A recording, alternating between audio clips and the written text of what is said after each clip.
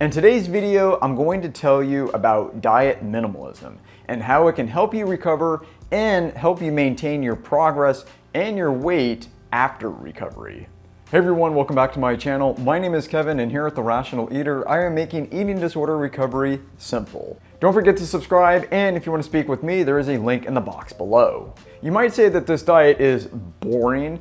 I like to think of it as simple, minimalist. It's not very exciting, but that's exactly the point. You want to minimize that excitement in your diet. If you have a history of binge eating, bulimia, or just plain overeating, you probably had too much fun and excitement in your diet. Don't think I'm a killjoy and I don't like pleasure and I don't like fun. I certainly do. I just think it needs to have its place, its appropriate place in your life. After this video, you'll understand why I like diet minimalism so much. One of the most critical components of my recovery was removing the excitement and the fun from my diet. I was getting too much fun in my diet. I was overeating sugar and fat and salt and all of these really tasty things. And one thing that I did successfully in my final attempt was to cut back on excitement as much as I could. First, what is a minimalist diet? A minimalist diet is a very simple diet. It consists of whole foods like fruits, vegetables, whole grains, meats, simple dairy like yogurt and milk. A lot of these foods only have single ingredients. They don't have tons and tons of ingredients. I like to eat a whole foods plant-based diet. Maybe you're not plant-based, that's fine. But the great thing about a minimalist diet is that you can be vegan, you can be vegetarian, you can do South Beach, if anybody does South Beach anymore. You can do keto, you can do low carb. I mean, there's so many diets out there. You can eat any sort of diet, but as long as the ingredients are really simple, that's fine. I am not here to promote any sort of diet. I think the reason why so many of these diets work is because they do remove a lot of flour and sugar and industrial vegetable oils.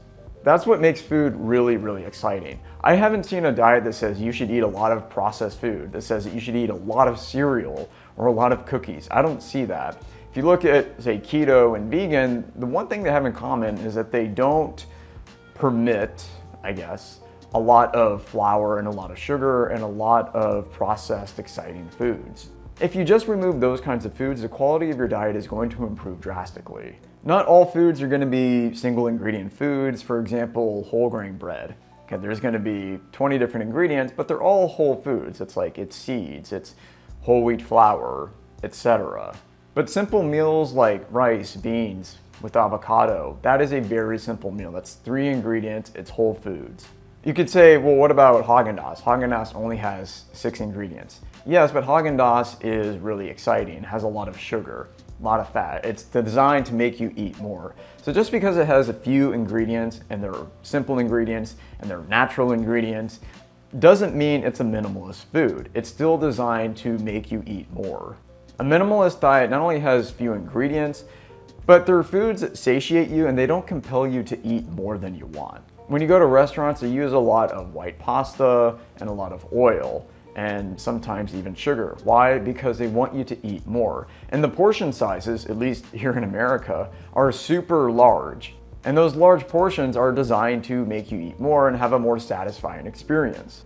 That is not what diet minimalism is. Diet minimalism is not only reducing the number of ingredients, but also reducing the amount of excitement that you get and the portion sizes. So you feel satisfied, but you don't feel stuffed. You don't feel overfull. And you don't have the guilt or the anxiety that comes after eating a large meal.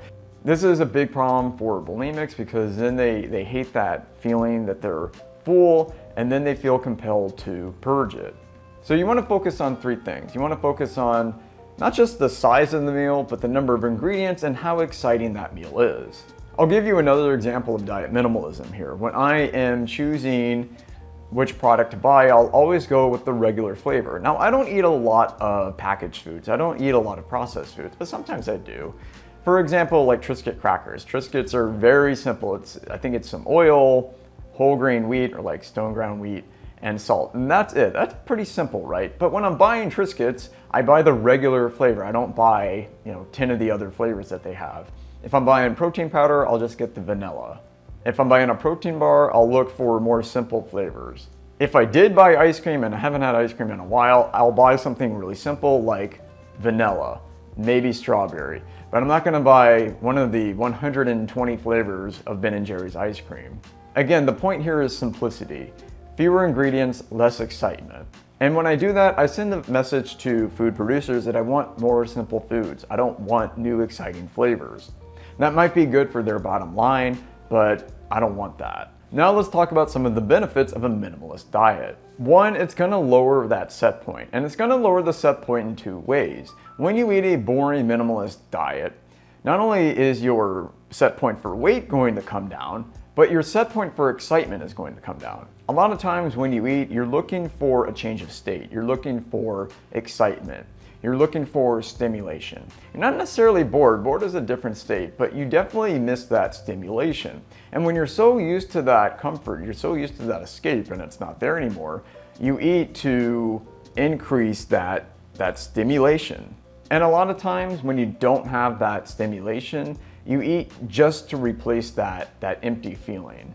But when you adopt a minimalist diet, that baseline of stimulation will come down over time.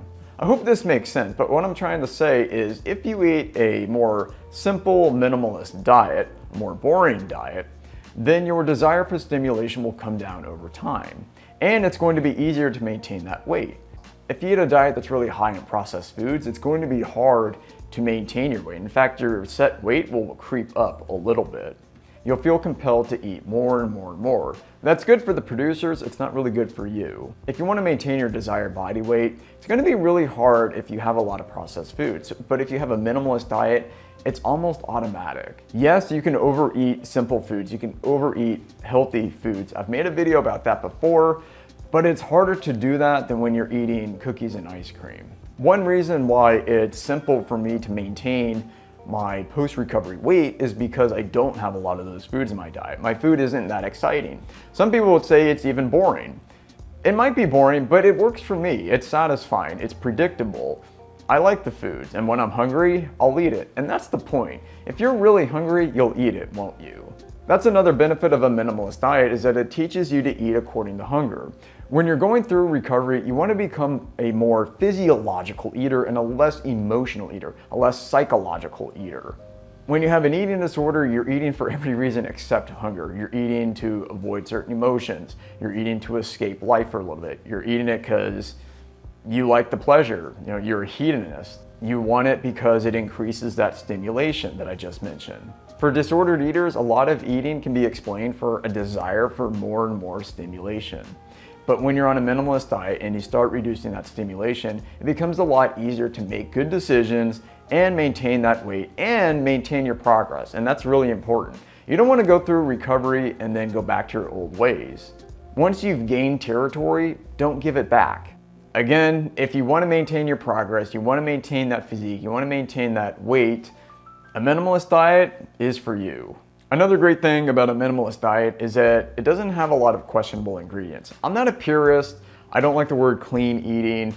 I mean, I get what they're saying when they say that, but it has this religious connotation to it. But the more I learn about the ingredients in some of these foods, the more I believe in a minimalist diet. We don't really know what the long-term effects of any of these ingredients are. We don't know the long-term effects of anything. That doesn't mean we shouldn't use that technology, but the more we learn about it, the worse the results. I don't want to go into too many details here, but look at the ingredient list of many processed foods, and you can't even pronounce it. Does that mean they're necessarily bad for you? Who knows? I'm not a food scientist, but when you remove a lot of those ingredients, you're removing another variable. Why have more variables than necessary? The only reason they add those chemicals is to make it tastier and to make you eat more. When I eat a minimalist diet, I'm more grateful for food. I don't expect my food to be really exciting. I don't expect it to provide a lot of pleasure. I don't expect it to be this great escape anymore. I'm eating it because I'm truly hungry. You know you're hungry when you are craving a boiled potato and that's all you can think about. When you're hungry, food tastes so much better. There's that old saying that the best ingredient in food is a good appetite. When you're really, really hungry, boiled potatoes seem amazing. And that's a good thing. Now you can be satisfied with less stimulation. You're eating more according to hunger. You're not chasing pleasure anymore. I know food is more than fuel. If that were true, you would just drink 3 or 4 nutrition shakes a day, and that would be it. Even I don't do that. Food can be culture. Food can be an expression of love. We share meals together. But I do recognize that too much of a good thing can be detrimental to your health. When you eat boring foods, when you're hungry, you're more grateful and you're more satisfied. And just to be clear, I'm not against flavor. I'm not against good meals. I'm not against comfort food per se. What I'm against is having too much stimulation and excitement in your food and expecting that food to provide something that it shouldn't. You shouldn't expect food to be super fun and super pleasurable. For a lot of disordered eaters, food means much more than just fuel. It's like this escape. It is a drug in a sense. It has way too much significance. It becomes this one thing that you need to get through the day. It's that one thing that you need to survive. You've equated food with everything that it shouldn't be, like escape. Food has become this antidote for all your problems in your life. Food has become this big distraction. It's become the #1 source of pleasure and fun in your life. It consumes so much attention. Maybe you're not ready to give up the pleasure and the stimulation, but think about the cost that it's coming to your life and your health. When food has the appropriate place in your body and in your mind, you can think about other things. You can deal with emotions like a mature person. You can live a normal life. You don't always have to worry about your physique and your body anymore. You don't have to calculate everything. What do you think about diet minimalism? Let me know in the comments below. I hope you found this video educational and entertaining. Don't forget to subscribe, and if you want to speak with me, there is a link in the box below. If you liked this video, I'm sure you'll like one of the other videos that you see on the screen. Click one of them, and I'll see you there. And as always, eat the way you're designed to. I'm comfortable knowing that I probably won't have a lot of fun and excitement in my food for the rest of my life. I'm probably not going to have a lot of chocolate or ice cream or cookies. I go months without any of that. And it's not because I have a ton of willpower. It's not because I'm superhuman. It's just I've changed my values, I've changed my habits, I've changed my mindset. I don't expect food to give me tons and tons of pleasure. One habit that you want to work on is what I call hedonic eating, and I'll talk about this in a future video, but hedonic eating is eating simply for the sake of pleasure. And again, pleasure is not a bad thing, it's just, it needs to have the appropriate place in your life. Like, sex is a great thing, but if all you ever think about is sex, you're not going to have a great life. You're going to get in trouble at some point. It's going to ruin your life at some point. And that's the problem with pleasure. Every major religion, every major philosophy says that you should limit pleasure. There are checks on pleasure in every major world religion. And the reason is because people observed other people back in the day who were addicted to pleasure, and it ruined their life. I made a video before about why I don't eat my former binge foods, and I'm comfortable knowing that. I'm comfortable knowing that I probably won't eat a lot of that stuff anymore. I'm comfortable knowing that I might not have ice cream for several months, maybe even a year. I'm comfortable knowing that I might not have any of those binge foods for the rest of my life. I had my fill, and that's okay. I know what it tastes like. And if I ever want to have it, I can have it. I know where to find it. It didn't disappear. But I don't have that compulsion anymore. You know, I don't feel compelled to go buy a ton of it and consume it. My life is a lot better without that stimulation. And I think that's one of the great things about diet minimalism, is that food really does have the appropriate place in my life. Like when I'm hungry, like right now, anything will taste good. You know, a couple slices of bread will taste good. Baby carrots and guacamole will taste good. Oats with a little bit of brown sugar will taste good. Simple meals like that, they tend to look amazing. I don't expect my food to provide tons and tons of excitement and stimulation anymore. So I was talking about set point earlier in the video, and my stimulation set point has gone down a lot. I used to just be addicted to stimulation all the time. I used to love really exciting foods. And when I first removed those foods, it sucked because I was used to it. It had become this crutch. It had become my escape, my entertainment in life. But over time, that set point came down. Now I don't expect tons of pleasure in what I eat. Don't get me wrong, I like good meals once in a while. I like chocolate chip cookies. I like treats, but they have the appropriate place in my life. And I only eat them at certain parts of the year. Christmas, I have my chocolate chip cookies. If I go to a birthday party, I have cake. If I go to a wedding, I have cake. If somebody makes me a dessert, I'm going to enjoy it. You know, one of my patients just made me peach cobbler.